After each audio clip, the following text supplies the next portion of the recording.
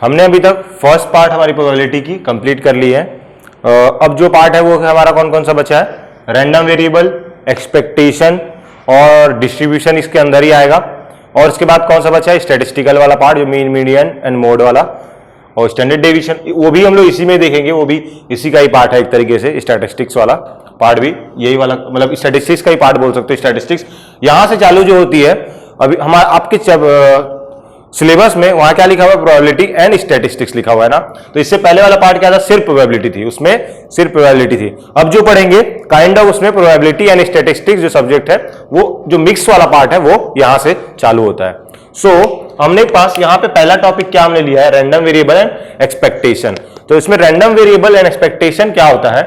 Expectation को हम लोग थोड़ा देर बाद देखेंगे वो क्या होता है। सबसे पहले रैंडम वेरिएबल देखते हैं। तो रैंडम वेरिएबल क्या है? Connecting the outcomes of an experiment with real values is known as random variable. Variable से समझते हैं आप लोग, वेरिएबल क्या होता है? जिसकी वैल्यूज क्या होती है? चेंज होते रहती है।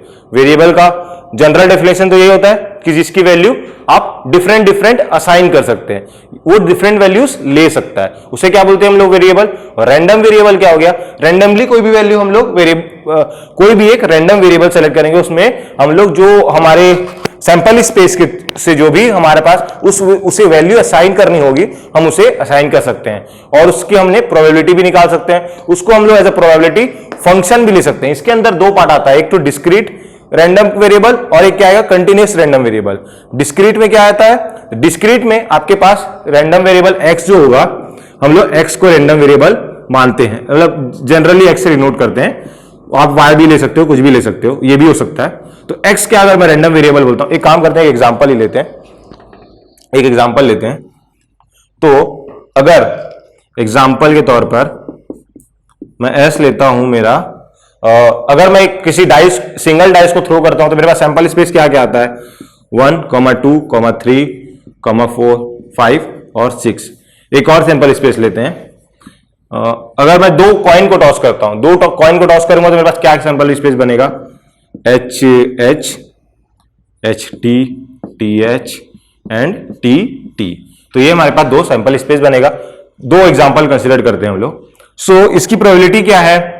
इनकी सबकी प्रोबेबिलिटी सब इक्वली लाइकली इवेंट है।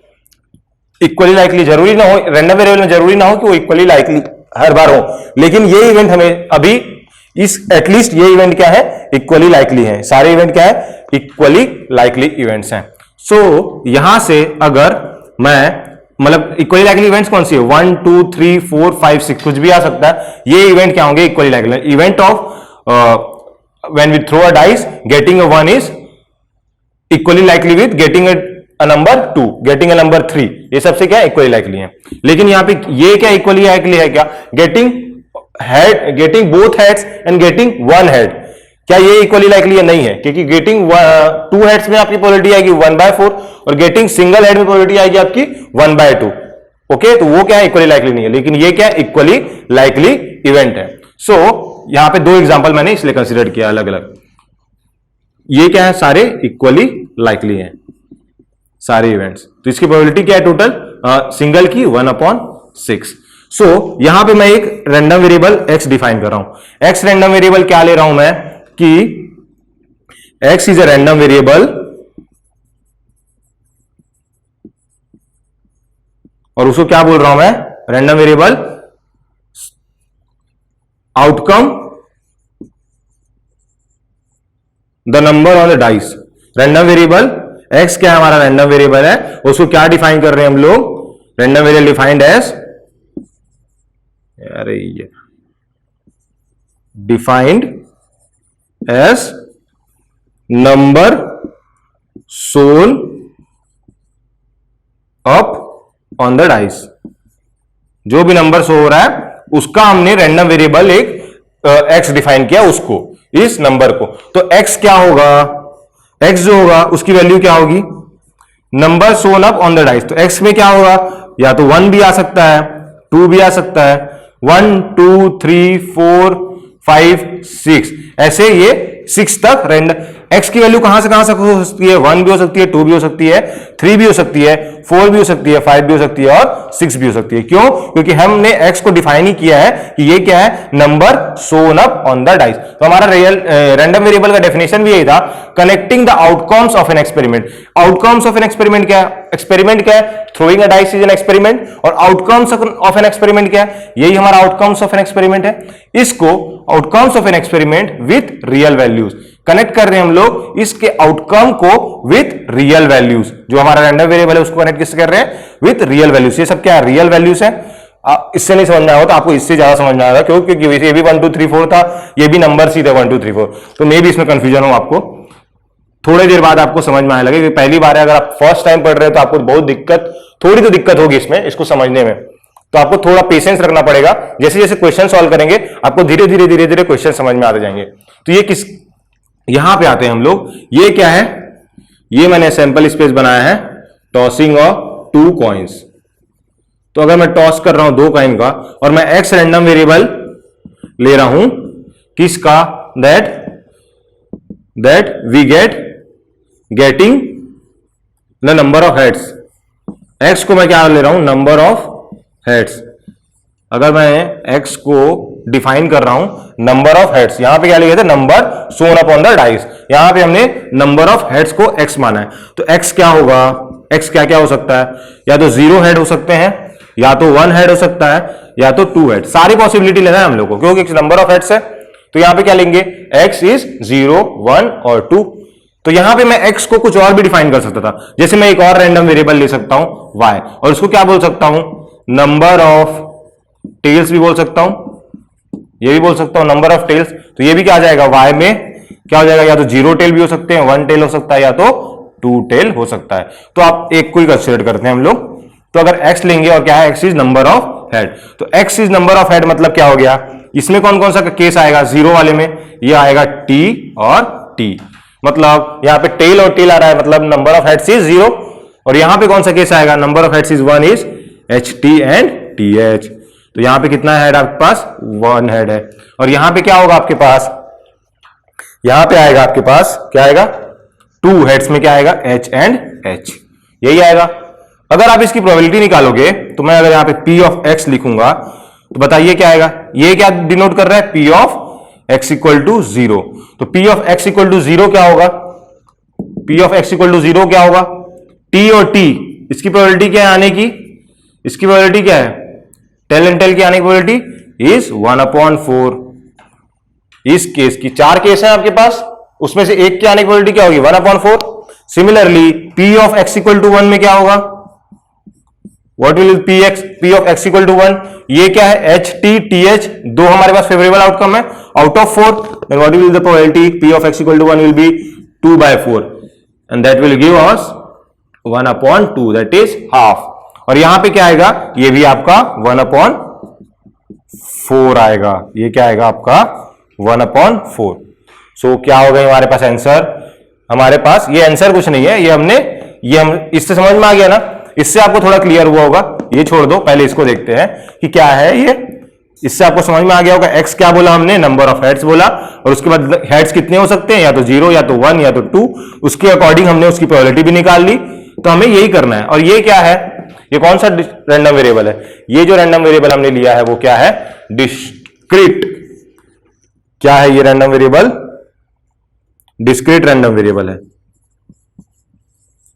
क्यों डिस्क्रीट रैंडम वेरिएबल है, ये इसलिए है क्योंकि इसमें जो वैल्यू है वो क्या रहे, 0 1 2, 0 से 1 के बीच में आपके पास कोई इंफॉर्मेशन है क्या, नहीं है।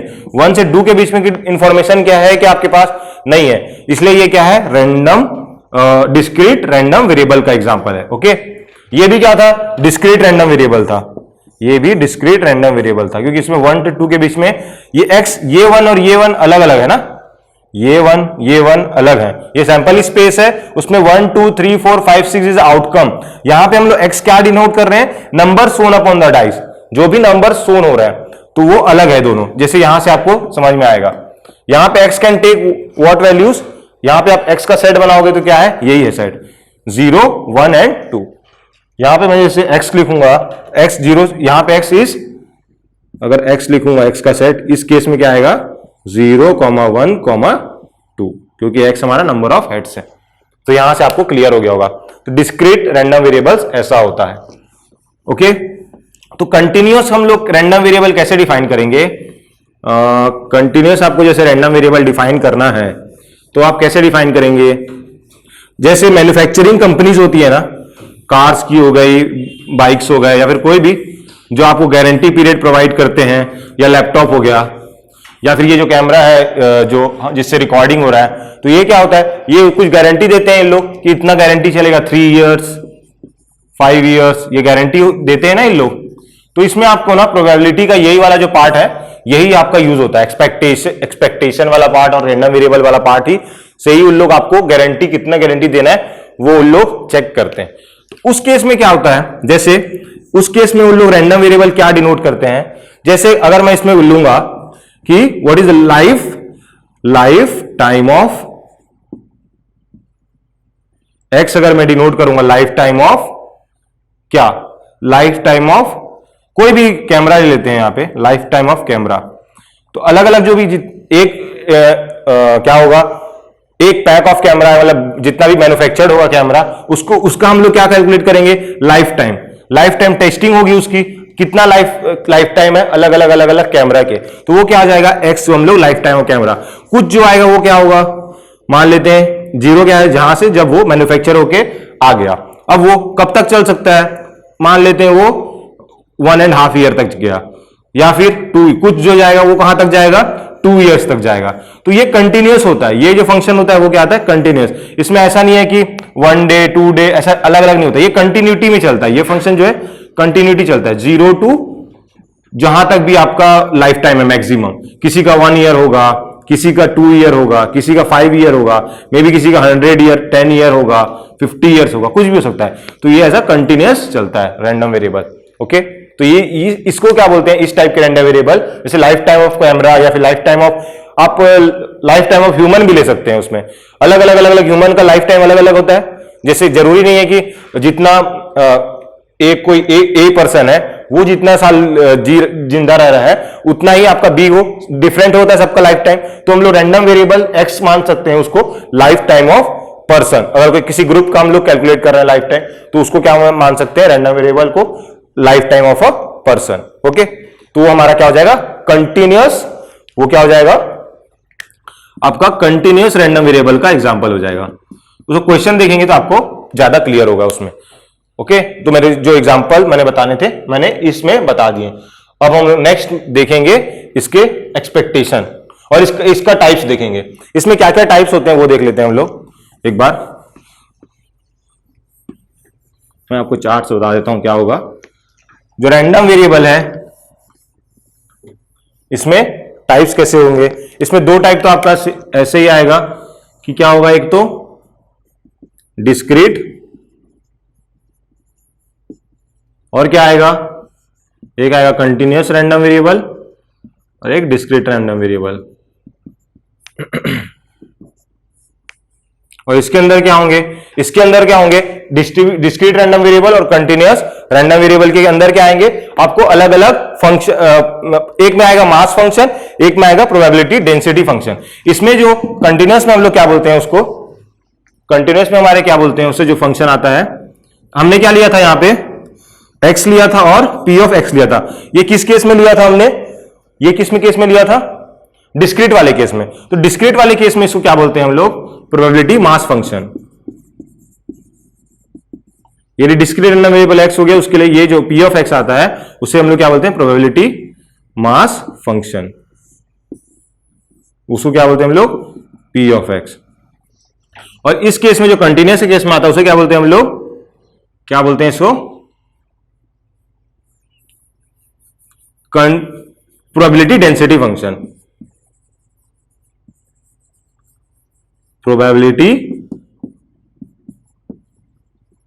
डेंसिटी फंक्शन, और उसको किससे डिनोट करते हैं हम लोग, f ऑफ x से। तो आप जब भी देखोगे तो जो probability density function f of x होगी और ये क्या होगा, p ऑफ x। और इसकी वैल्यू क्या आती है, इसकी वैल्यू आप समेशन निकालोगे, इसकी वैल्यू p ऑफ x का समेशन निकालोगे तो वो आपका 1 देगा।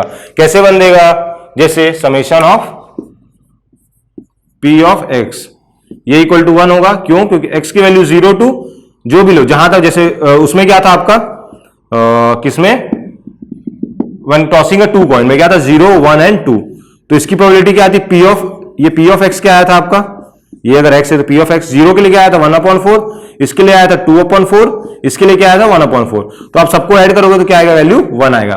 तो ये क्या होता है x equal to 0 to n जहां तक जा रही है वो हमेशा समेशन 1 आता है। ये तो हमने पहले भी पढ़ा था। टोटल प्रोबेबिलिटी क्या होती है 1 होती है। टोटल आउटकम्स अगर सैंपल स्पेस ले लेंगे टोटल तो हमारे पास क्या आ जाता है 1 आता है। वही हमारे पास ये बता रहा है। ओके, तो सिमिलरली आप अगर उसको क्या करोगे, ये प्रोबेबिलिटी डेंसिटी फंक्शन है, कंटिन्यूअस है, तो अगर आप इसको इंटीग्रेट करोगे, आप इसको इंटीग्रेट करोगे माइनस इंफिनिटी टू इंफिनिटी ले रहा हूं मैं, तो जहां भी डिफाइन होगा माइनस ए से ए तक डिफाइंड है तो वहां पे इंटीग्रेट कर लेना, तो वो इक्वल टू हमेशा आपका 1 देगा। जहां भी प्रोबेबिलिटी डेंसिटी फंक्शन अगर कंप्लीटली डिफाइंड है जिस भी रेंज में, उस रेंज से आप इंटीग्रेट करोगे इसको तो वो आपको 1 देगा। क्या? ये प्रोबेबिलिटी डेंसिटी फंक्शन। सो यहां से हम लोग क्या बोल दिए, ये समेशन इक्वल टू 1 और उसमें इंटीग्रेशन इक्वल टू 1। और इसके बाद क्या आता है, इसमें दो डिस्ट्रीब्यूशन आते हैं। एक तो आएगा डिस्क्रीट डिस्क्रीट डिस्ट्रीब्यूशन और उसमें आएगा कंटिन्यूअस प्रोबेबिलिटी डिस्ट्रीब्यूशन। तो इसके अंदर डिस्क्रीट प्रोबेबिलिटी डिस्ट्रीब्यूशन और उसके अंदर कंटिन्यूअस प्रोबेबिलिटी डिस्ट्रीब्यूशन। अगर मैं यहां पे सिर्फ डिस्ट्रीब्यूशन भी अगर डिस्कस करूं तो कौन कौन सा है, इसके अंदर जो है आपके पास पॉइजन डिस्ट्रीब्यूशन आता है और बाइनोमियल डिस्ट्रीब्यूशन। क्या आएगा इसके अंदर? Binomial and Poisson. इसके अंदर आपके पास Poisson distribution and binomial distribution. और उस केस के अंदर क्या आ जाएगा आपके पास, कंटिन्यूअस के केस के अंदर नॉर्मल एंड एक नॉर्मल आएगा और एक क्या होता है, मैं नाम बोल रहा हूं इसका, एक नॉर्मल डिस्ट्रीब्यूशन आएगा और सेकंड आएगा आपका यूनिफॉर्म। एक नॉर्मल है और यूनिफॉर्म। हम लोग गॉसियन भी इसी के अंदर आ जाएगा, वो भी हम लोग देख लेंगे, छोटा सा ही टॉपिक है वो। गॉसियन भी इसी के अंदर आ जाएगा, गॉसियन फंक्शन भी। जब रीड करेंगे हम लोग इसके में प्रोबेबिलिटी डिस्ट्रीब्यूशन के अंदर अलग अलग डिफरेंट टाइप के, तो उसमें गॉसियन भी आ जाएगा इसके अंदर। ओके, तो ये टोटल ये एक तरीके से क्लासिफिकेशन है रैंडम वेरिएबल चैप्टर का। तो एक्सपेक्टेशन देखने से पहले एक एग्जांपल देख लेते हैं हम लोग रैंडम वेरिएबल का, जो हमने पढ़ा था वही, उसका एग्जांपल एक देख लेते हैं। सो अगर हम लोग एग्जांपल में देख रहे हैं कि टॉसिंग, यहां पे एग्जांपल को पूरा लिख देता हूं। Tossing a coin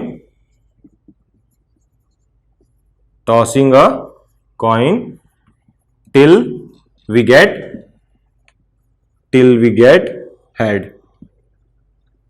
tossing a coin till we get head। तो ये हमारे पास क्या है, ये एग्जांपल है, tossing a coin till we get head. तो हमारे पास अगर हम लोग इसमें से n अगर डिफाइन करेंगे तो क्या आएगा, n डिफाइन करेंगे तो रैंडम वेरिएबल क्या है n, यहां से अगर मैं एक n या x कुछ भी ले सकते हो आप, n अगर मैं एक रैंडम वेरिएबल लेता हूं, टॉस हम लोग क्या कर रहे हैं, टॉस कर रहे हैं, एक कॉइन है। अब क्या, जैसे मेरे पास एक कॉइन है तो मेरे को क्या करना है, टॉस करना है एक कॉइन को। ये कॉइन है, इसमें हेड आ सकता है या तो टेल आ सकता है। अगर ये कॉइन है तो इसमें हेड आ सकता है या टेल आ सकता है। इसी को कॉइन को आप एक बार इसमें आप क्या किए, इसमें टॉस किया, तो आपने टॉस किया तो अगर इसमें पहले बार में ही हेड आ गया तो मान लेते हैं इसमें क्या आएगा, पहले बार में ही हेड आएगा तो उसकी वैल्यू n की वैल्यू क्या हो जाएगी 0। लेकिन जरूरी है पहले बार में हेड है नहीं, तो वो क्या हो सकता है, दूसरे बार में हेड आ सकता है। तो क्या आएगा, n की वैल्यू 1। तो हमने रैंडम वेरिएबल n को क्या बोला है, n को हमने रैंडम वेरिएबल को क्या बोला है, number of tosses. Number of tosses क्या लिया हमने, n, उसी को हमने रैंडम वेरिएबल कंसीडर किया है कि तो कितने टॉस में आपका हेड आ रहा है वो हमने। नंबर ऑफ टॉसेस का मतलब क्या है, अगर मैं एक बार टॉस कर रहा हूं और हेड आ रहा है तो मैं रुक जाऊंगा अगर हेड आ गया तो। 2 बार टॉस कर रहा हूं और 2 बार टॉस करना क्यों पड़ रहा है, क्योंकि पहली बार टेल आ रहा है इसलिए मेरे को दूसरी बार टॉस करना पड़ रहा है। क्योंकि यहां तो पहले ही बोल दिया था कि हमें यहां टिल वी गेट हेड बोला है, मतलब जहां पे हमें हेड मिला वहां पे अपने को स्टॉप कर जाना है। तो हमने 2 बार टॉस कर रहे हैं, मतलब पहली बार में टेल आ रहा है और दूसरी बार में हेड आ रहा है। अगर हमको 3 बार टॉस करना पड़ रहा है उसका क्या मतलब है, पहली 2 बार टेल आ रहा है और तीसरी बार हेड आ रहा है। तो अगर n इक्वल टू 0 है, यहां पे ये हटा देता हूं मैं, n इक्वल टू 0 है तो इसका क्या मतलब है कि पहली बार में आपका टेल आ रहा है और n इक्वल टू 0 तो होगा ही नहीं, टॉसिंग अ कॉइन बोला है ना, तो क्या है 1 से ही चालू होगा, तो 1, तो यहां पे क्या है फर्स्ट टाइम में आपके पास हेड आ गया, n की वैल्यू 2 मतलब क्या है आपके पास फर्स्ट टाइम में टेल आया एंड सेकेंड टाइम में हेड आ गया। थर्ड टॉस करने की हमें जरूरत क्यों पड़ रही है, क्योंकि पहली बार में टेल आया है, दूसरी बार में टेल आया है एंड थर्ड टाइम में आपका हेड आया है। ओके, अब आप आगे इंफिनिटी तक जाएगा, क्योंकि कोई भी टाइम में हेड आ सकता है, कहीं पे भी आपका हेड आ सकता है। तो बताइए P of n equal to 1 कितना होगा, P of n equal to 1 क्या होगा आपके पास, probability of getting head at first time. तो फर्स्ट टाइम में हेड आने की प्रोबेबिलिटी कितनी है आपके पास 1/2 है। सेकेंड टाइम में हेड आने की प्रोबेबिलिटी क्या है, अगर सेकेंड टाइम में आपका हेड आ रहा है मतलब क्या आपके पास फर्स्ट टाइम में टेल आया है, तो ये टेल आने की प्रोबेबिलिटी 1/2 और सेकेंड टाइम में हेड मींस 1/2, यही होगा। अब मैं निकालूंगा कि चलो ये मान लेते हैं हमने इक्वली लाइकली नहीं लिया है, इसको इक्वली लाइकली नहीं लिया है, मैंने जो कॉइन लिया है टॉसिंग अ बायस्ड कॉइन लिया है। अगर मैं टॉसिंग अ बायस्ड कॉइन लिया हूं तो मैं अगर तो क्या होगा, मैं यहां पे मेरे को डिफाइन करना पड़ेगा, P ऑफ H को मैंने P लिया है और P of not getting H, not getting H मतलब P ऑफ टेल, वो क्या हो जाएगा मेरे पास 1 माइनस P, ये हो जाएगा। तो n इक्वल टू 1 को क्या बोलूंगा मैं P, n इक्वल टू 2 को क्या बोलूंगा, n इक्वल टू 2 में T और H है, तो T आने की प्रोबेबिलिटी मतलब P not getting head is 1 into P, 1 minus P into P, और ये P क्यों, क्योंकि हेड आने की probability. P of n equal to 3 क्या होगा आपके पास 1 माइनस P, क्यों, क्योंकि टेल आ रहा है, ये भी 1 माइनस P क्योंकि सेकेंड भी टेल आ रहा है और यहां पे P। सिमिलरली ये ऐसे ही जाते जाएगा। एक बार और लिख लेते हैं, n इक्वल टू 4 के लिए क्या हो जाएगा प्रोबेबिलिटी, ये हो जाएगा 1 माइनस P का क्यूब इंटू P, क्योंकि यहां पे क्या आएगा 4 के लिए T और हेड आएगा 4, तो वहां पे हमने को रुक जाना है। सिमिलरली वो नेक्स्ट भी हेड यहां पे भी टेल आया, यहां पे भी टेल आया, टेल आते आते लास्ट में आपका कब आ रहा है हेड पता नहीं अपने को, तो हमने को सारे केस देखने हैं। तो आप यहां पे निकालोगे तो ये तो आ गया अपने पास सब। अब हमने एक और चीज बोली थी हमारे डिस्कशन में रैंडम वेरिएबल्स की, कि ये जो n इक्वल टू सारी है, सारी अगर प्रॉपर्टी n अगर मैं डिफाइन कर रहा हूं रैंडम वेरिएबल, तो मेरे पास जो समेशन आएगा P ऑफ n का वो क्या आएगा, अगर मैं इसको 0 से n की वैल्यू जहां तक मैक्सिमम वैल्यू तक जा रही है n, वो मैं डिफाइन करूंगा। तो ये क्या है हमारे पास, अभी तो इन्फिनिटी है, इन्फिनिटी तक जा सकता है ये वाला केस, तो हमने इन्फिनिटी ले लिया, तो ये हमारे पास क्या आना चाहिए 1 आना चाहिए, तभी हमारा रैंडम वेरिएबल जो भी होगा वो ट्रू होगा।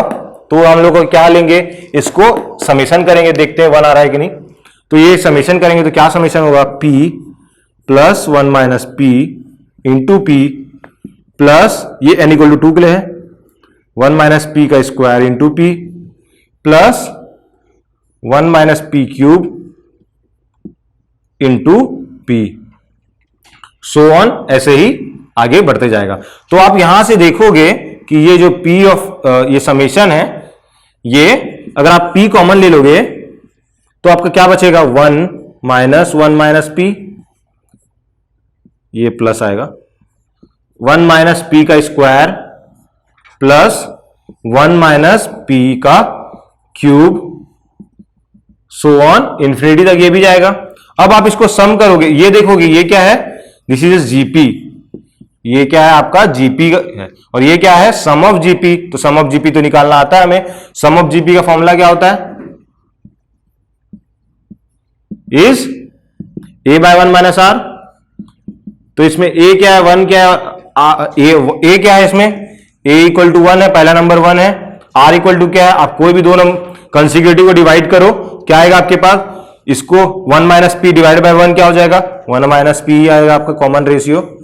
तो ये क्या है लेस देन 1 है, और ये जो फॉर्मूला होता है वो भी less than r less than 1 के लिए डिफाइंड होता है।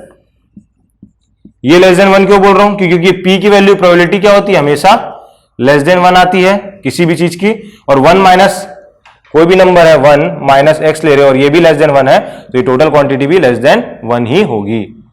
ओके, तो ये लेस देन 1 होगा तो उसके हम लोग यहां पे ये वाला फॉर्मूला अप्लाई कर सकते हैं। तो a is 1 divided by 1 minus r, that is 1 minus p. तो ये क्या हो गया, और कहां से हम लोग के पास यहां पे बाहर में भी p था, तो यहां पे क्या हो जाएगा, इस क्वेश्चन से लेके यहां पे मल्टीप्लाइड बाय p और एक और एक्स्ट्रा आ जाएगा। अब इसको सॉल्व करोगे तो ये 1 और ये वाला 1 कैंसल, ये माइनस माइनस क्या हो जाएगा प्लस, और प्लस तो ये p और ये p कैंसल, तो ये आपका आंसर में 1 आ गया। तो यही बोला था हमने कि जो समेशन आएगा वो इक्वल टू 1 आता है रैंडम वेरिएबल में।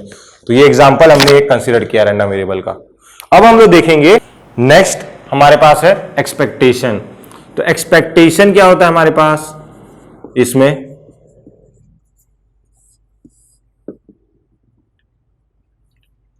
एक्सपेक्टेशन क्या होता है हमारे पास, ये क्या होता है, इट इज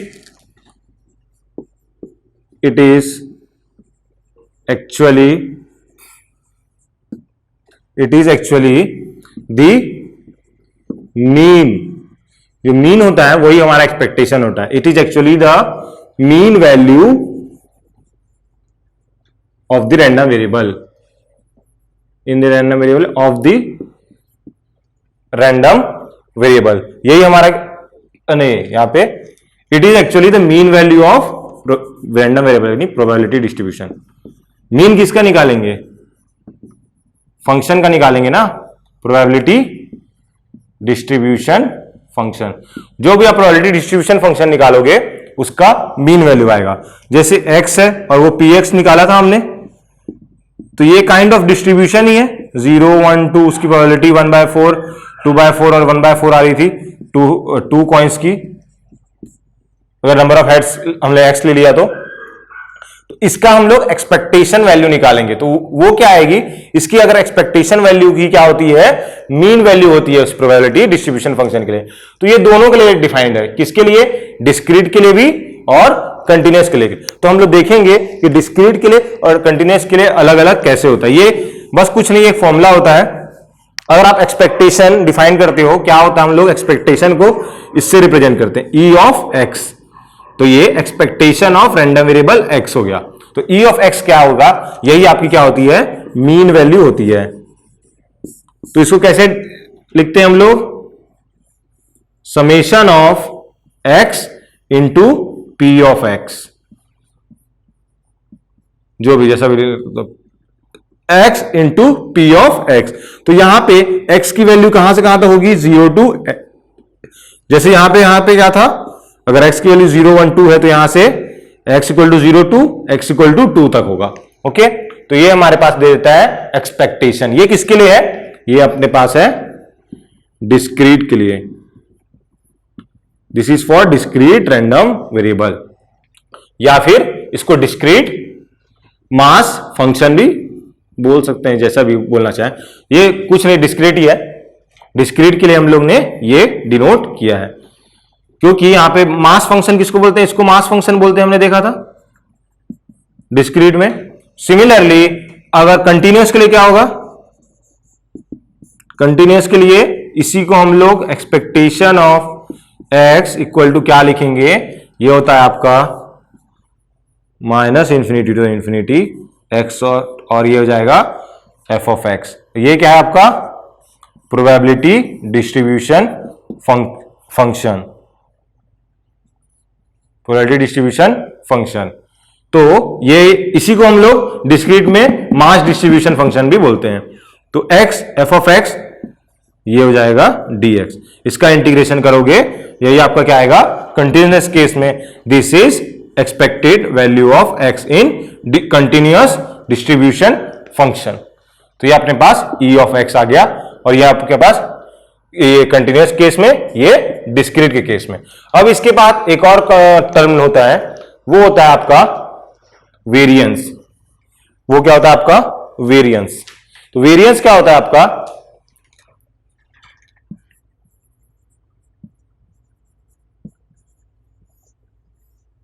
वेरिएंस जो होता है वो आपका होता है स्क्वायर डिस्ट्रीब्यूशन। ये होता है आपका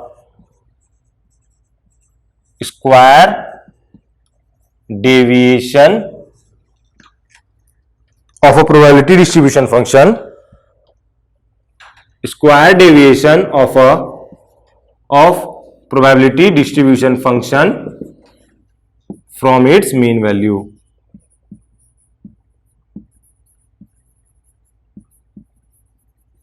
जैसे कि आपके पास x आ गया, कुछ x था यहां पे 0, 1 और 2। अब उसने p ऑफ x निकाल लिया आपने, अब इसकी एक्सपेक्टेड वैल्यू भी निकाल ली। तो ये क्या आपको बता रहा है? Mean value. तो जो मीन वैल्यू आपका आ गया, ये आपका वेरिएंस क्या बताएगा? स्क्वायर डेविएशन ऑफ क्या है? प्रोबेबिलिटी डिस्ट्रीब्यूशन फंक्शन या रैंडम वेरिएबल। यहां पे प्रोबेबिलिटी डिस्ट्रीब्यूशन या रैंडम वेरिएबल जो भी लिखना चाहो आप लिख सकते हो, को उतना इंपॉर्टेंट नहीं है स्टेटमेंट। स्क्वायर डेविएशन बताता है आपका मीन वैल्यू से कितना डेविएट कर रहा है आपका ईच जो डाटा है आपका। जैसे ई ऑफ एक्स की वैल्यू कुछ ना कुछ तो एक ही वैल्यू आएगी। मीन क्या आता है? जैसे हमने जो पढ़ा था 0, 1, 2, 3, 4, तो इसे मीन वैल्यू कुछ फाइंड करना है तो कैसे फाइंड करते थे? मीन हम लोग फाइंड करते थे समेशन ऑफ ये सारे नंबर्स अपॉन, यही तो एवरेज भी होता था हमारा। टोटल नंबर n कितना है, तो यहां पे क्या करते? 0 + 1 + 2 + 3 + 4 अपॉन 5 करते थे हम लोग। यही हमारा मीन आता था। तो मीन क्या आएगा यहां से? 1 + 2 3 3 कितना हो गया? 4 नहीं 6 प्लस ये 10/5। तो मीन आ गया हमारे पास 2। तो अब हम लोग इस वेरिएंस को क्या बोल रहे हैं? जो एक नंबर है 0, वो क्या है? वो स्क्वायर इससे कितना वेरी कर रहा है, ये कितना वेरी कर रहा है, उसी को हम लोग वेरिएशन बोल रहे हैं, स्क्वायर डेविएशन। इसका हम लोग मैथमेटिकल टर्म में इसको क्या लिखते हैं? इसको लिखते हैं हम लोग variance of x. Each data कितना से मीन वैल्यू से वेरी कर रहा है, उसी को हम लोग वेरिएंस बोलते हैं। ई of X square minus E of x का होल स्क्वायर, यही हमारा वेरिएंस होता है। और इसको डिनोट किससे करते हैं हम लोग? सिग्मा स्क्वायर से। तो यहां पे क्या है? ये क्या है आपका? Expected value of square. तो इसलिए हम लोग और ये माइनस, हम लोग दोनों का हम लोग कंपैरिजन कर रहे हैं यहां पे, जो मीन वैल्यू से ईच डाटा का। ईच डाटा मतलब ये आपका ईच डाटा है, इसका कंपैरिजन विद मीन वैल्यू हो रहा है in a square deviation form. तो ये हो गया आपके पास E of X square minus E of X, ये मीन वैल्यू है, ये मीन का स्क्वायर कर रहे हैं हम लोग। ये क्या है? मीन है और इसी का स्क्वायर कर रहे हैं हम लोग।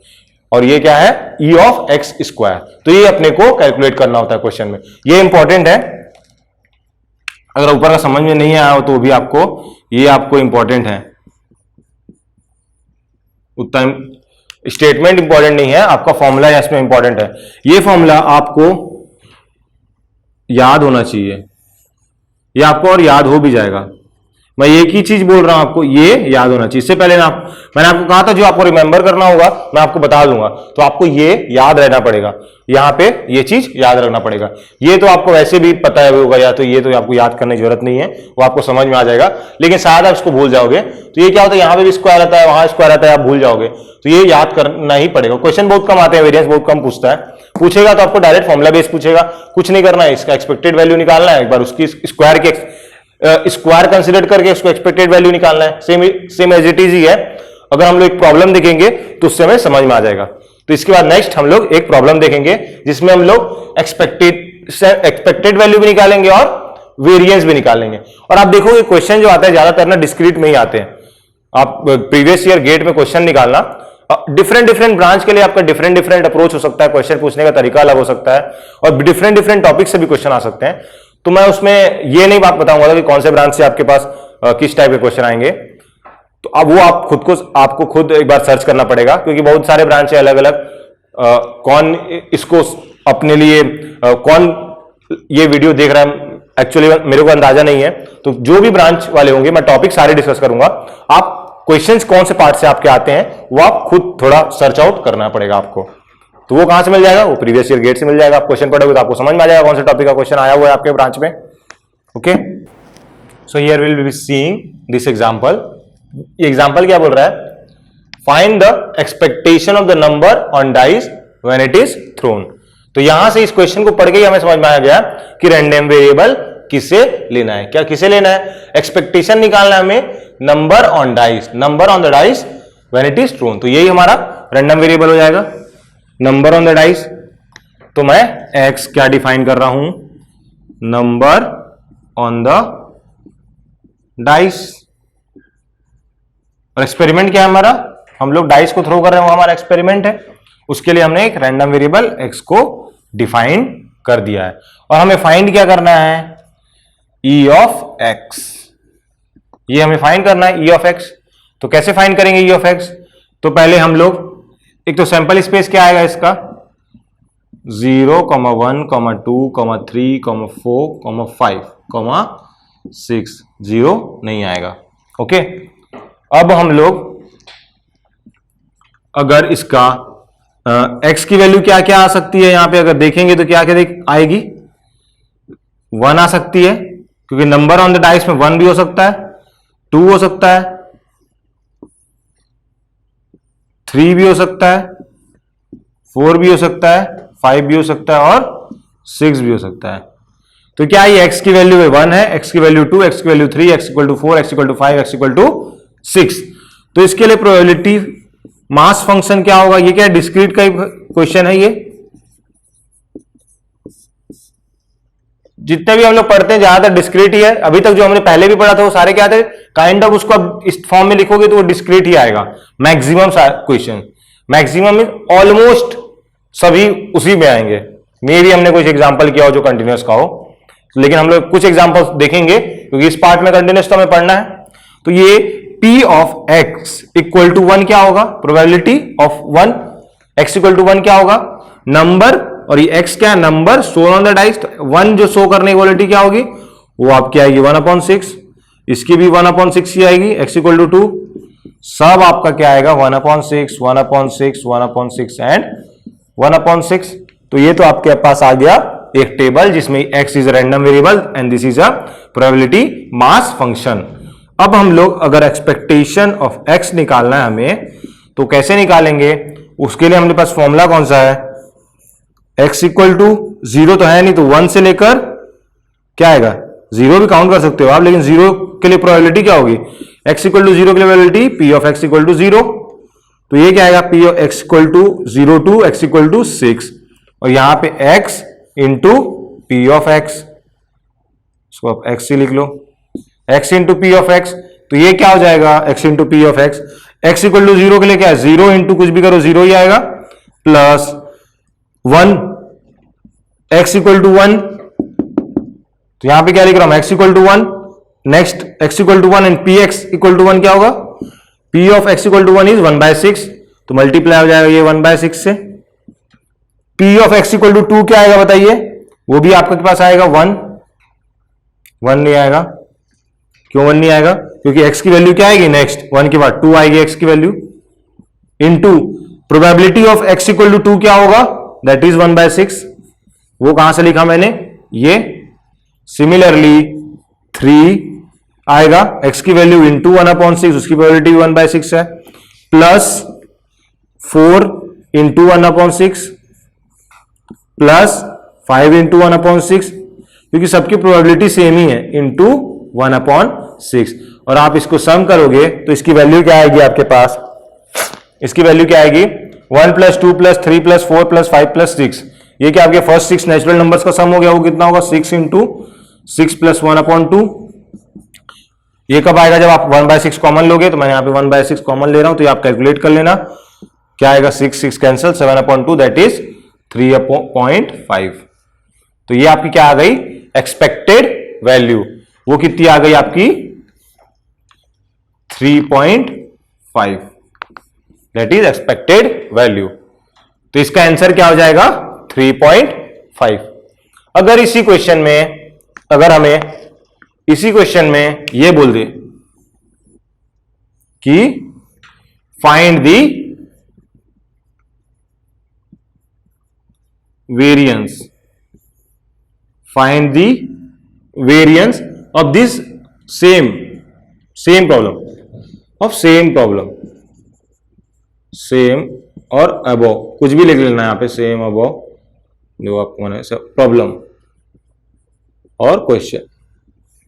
तो वेरिएंस कैसे निकालते हैं हम लोग, वो भी देख लेते हैं एक बार, वेरिएंस कैसे निकालते हैं। सो यहां से आपके पास वेरिएंस ऑफ एक्स को मैं v ऑफ एक्स लिख रहा हूं यहां पे, तो मैं v ऑफ एक्स क्या लिखूंगा, expectation of X square minus जो भी मीन आई है वैल्यू उसका स्क्वायर। तो ये क्या करना है हमें, ये तो हमने निकाल ही चुका है, हमने निकाला था ये 3.5, ये निकालना है हमें, तो काम करते हैं, इससे हम लोग अलग से फाइंड कर लेते हैं। तो ये क्या हो जाएगा, इसको कैसे डिफाइन करेंगे, ये आपका होगा summation of x equal to 0 to n, that is यहां पे 6 है और यहां पे x इंटू, यहां पे क्या था x था तो यहां पे x आ रहा था, यहां पे x स्क्वायर होगा। ये चेंज होगा क्या, ये तो चेंज नहीं होगा। क्यों, क्योंकि ये क्या है अपने पास प्रोबेबिलिटी मास फंक्शन है, सिर्फ x की वैल्यू चेंज हो रही है, यहां पे वो function of p of x change नहीं हो रहा। तो यहां पे अगर p of x e of x cube भी निकालूंगा मैं, तो वो क्या आएगा मेरे पास, summation of x equal to 0 to n x cube into p of x, ये चेंज नहीं होगा। ओके, सो यहां से अब हम लोग टेबल हमने बनाया है, उसका यूज कैसे करेंगे, उसका यूज होगा x इक्वल टू 0 पुट करोगे, इसमें पहला नंबर तो 0 ही पुट करोगे, तो 0 ही हो जाएगा x की वैल्यू, और उससे मल्टीप्लाई भी क्या ही होगा, उसमें 0 ही आएगा। सेकेंड x इक्वल टू 1 पे 1 square into p of x is 1/6 था वो।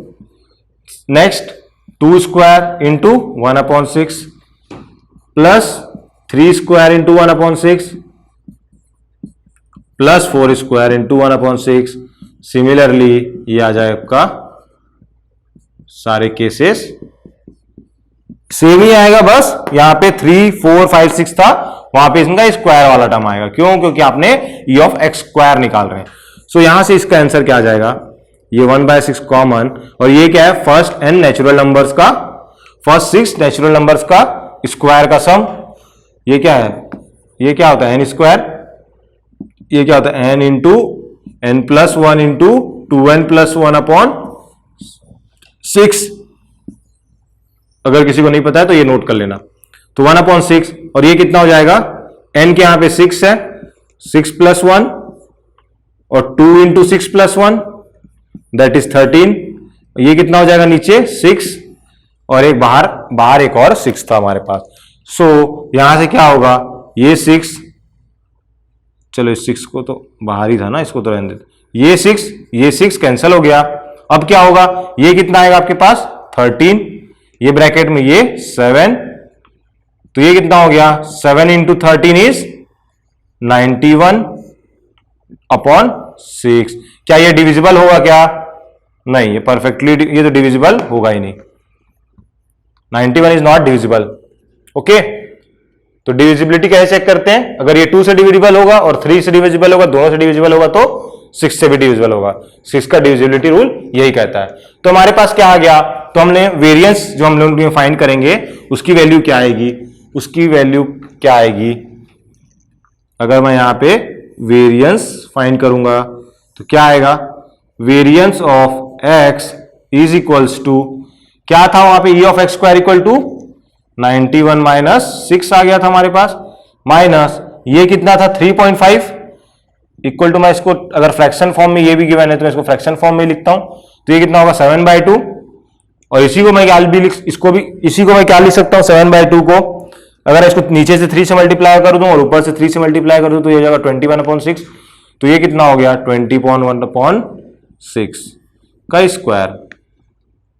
तो ये आपके पास आ गया, आपके पास वेरिएंस ऑफ x, जो भी आपका वैल्यू आएगा आ जाएगा, आप कैलकुलेट कर लेना।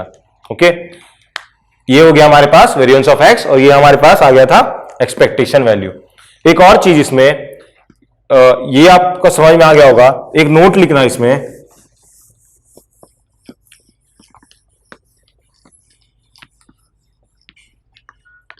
ये जो वैल्यू आएगी, जो भी वैल्यू आएगी वो यहां पे लिख देना। एक्सपेक्टेशन ऑफ x कितना आ रहा था अपने पास 7/2। ओके, तो आप यहां पे नोट लिखना है, एक नोट में क्या रहेगा, व्हेनेवर, अगर आपको जब भी डाइस का प्रॉब्लम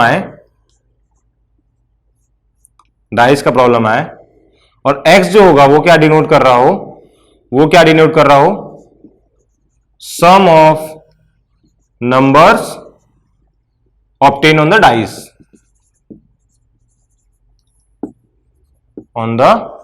डाइस, तो जैसे कि अगर 2 डाइस फेंक रहे हैं हम लोग, तो उसका x की वैल्यू कहां से कहां तक होगी, 2 डाइस में सम कहां से 2 हो सकता है, 2 कब होगा 1 और 1 आ जाए तो मिनिमम 2 होगा, 3 हो सकता है, 4 हो सकता है, सिमिलरली कहां तक जाएगा 12 तक।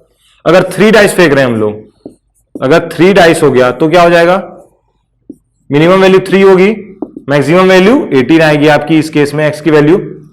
तो ये अपने पास, और x इक्वल अगर 1 ही डाइस है तो क्या आएगा, x की वैल्यू 1 से लेकर 6 तक आएगी।